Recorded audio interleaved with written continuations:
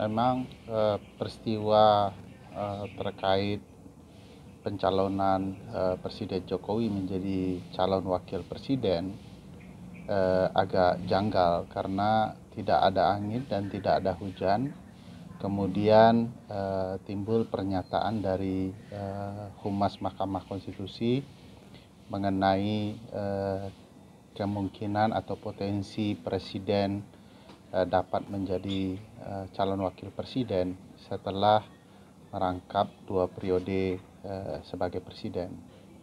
Tentu saja ini menjadi perdebatan serius, diskursus yang katakanlah menjadi sangat janggal, karena ada 2 hal yang menurut saya ini betul-betul harus diwaspadai.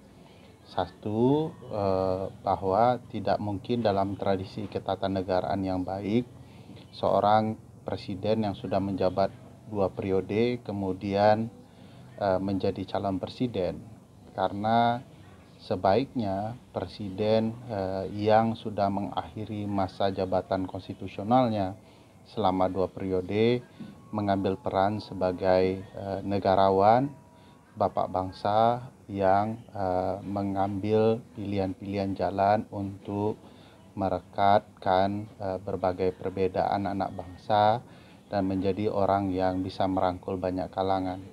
Tidak lumrah dalam tradisi ketatanegaraan presiden turun jabatan dan memaksakan diri menjadi wakil presiden, karena semua orang akan mengingatkan ini kepada peristiwa Putin yang ingin terus menjabat dan berperan dalam berbagai proses ketatanegaraan.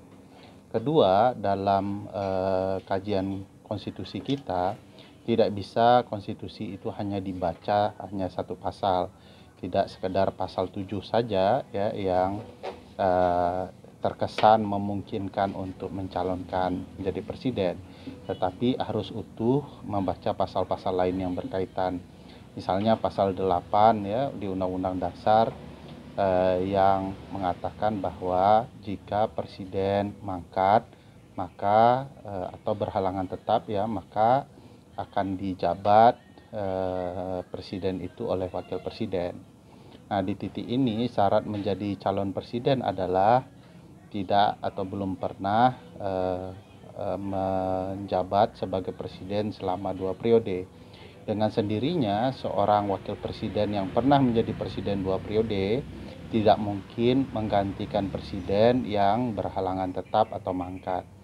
Jadi dengan demikian sebenarnya secara konstitusi melarang ya seorang presiden 2 periode menjadi calon presiden yang kemudian akan menghambat proses ketatanegaraan di kemudian hari.